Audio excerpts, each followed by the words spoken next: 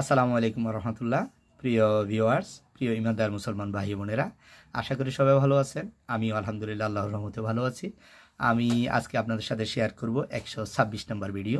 126 নম্বর ভিডিওর ভিতরে খুবই সুন্দর এবং খুবই গুরুত্বপূর্ণ একটি হাদিস পড়ে আপনাদেরকে শোনাচ্ছি। আমি হাদিসটি পড়ছি আমার আমলের নিয়তে, আপনারা শুনবেন আমলের নিয়তে। বিসমিল্লাহির রহমানির রহিম। হযরত সালমান ফার্সি রাদিয়াল্লাহু তাআলা আনহু থেকে বর্ণিত, রাসূলুল্লাহ সাল্লাল্লাহু আলাইহি সাল্লাম বলেছেন, মুসলমান যখন ভালোভাবে ওযু করে 5 ওয়াক্ত নামাজ আদায় করে তখন তার গুনাহগুলো এমনভাবে ঝরে পড়ে যেমন এই গাছের পাতাগুলো ঝরে পড়ছে। এরপর তিনি পবিত্র কোরআনের এই আয়াত তেলাওয়াত করলেন। রাসূলুল্লাহ সাল্লাল্লাহু আলাইহি সাল্লাম বলছেন যে মানুষ যখন উত্তম রূপে ওযু করে ভালোভাবে ওযু করে 5 ওয়াক্ত নামাজ আদায় করবে তখন আল্লাহ তাআলা তার গুনাহগুলো ক্ষমা করে দিবেন, গুনাহগুলো মাফ করে দিবেন। তো গুনাহগুলো কিভাবে ঝরে পড়ে, রাসূলুল্লাহ সাল্লাল্লাহু আলাইহি সাল্লাম উদাহরণ দিয়েছেন যে যেরকম গাছের পাতাগুলো ঝরে ঝরে পড়ে এরকম করে আল্লাহ রাসূল সাল্লাল্লাহু আলাইহি সাল্লাম বলেছেন যে উত্তম রূপে ভালোভাবে নামাজ পড়ে ওযু করে নামাজ পড়বে, তার গুনাহগুলো এইভাবে ঝরে ঝরে পড়বে।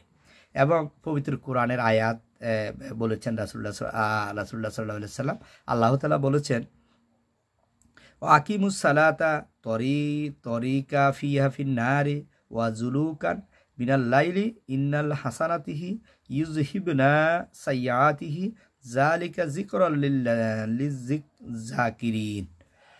অর্থ হচ্ছে, হে মুহাম্মদ, আর আপনি দিনের 2 প্রান্তে এবং রাতের কিছু অংশে নামাজের পাবন্দি করেন।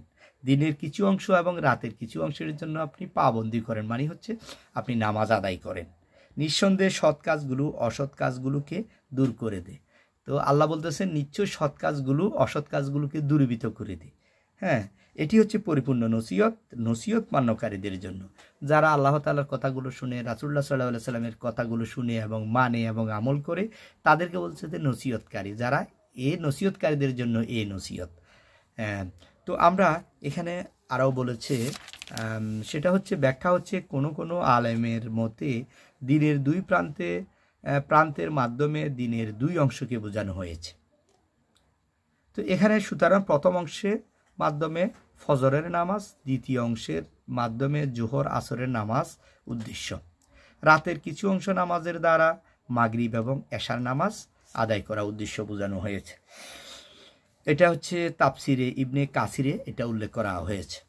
তো এখানে বলতেছে যে দিনের প্রথম অংশ বলতে বলছি ফজরের নামাজ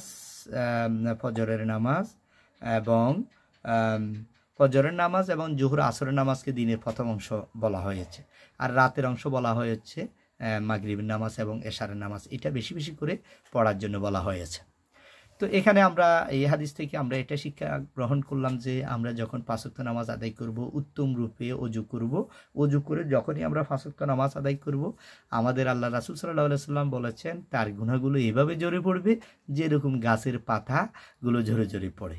আল্লাহ তাআলা আমাদেরকে সবাইকে এই হাদিস অনুযায়ী আমল করার তৌফিক দান করুন। আসসালামু আলাইকুম ওয়া রাহমাতুল্লাহ।